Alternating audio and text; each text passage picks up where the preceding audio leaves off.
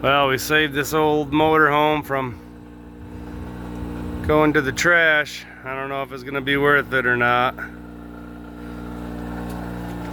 It's gonna need a lot of work. Guess the price was kinda right. Just a bunch of moss all over everything from sitting by a tree, and happens a lot. It's like a big no-no for RVs or campers or anything.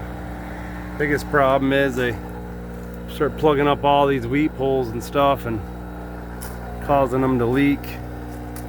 So I'm gonna get it power washed off and see what it looks like. It's gonna be a part 1 video, and it's gonna be a multi-series solution here. If you want to see more, subscribe and check it out.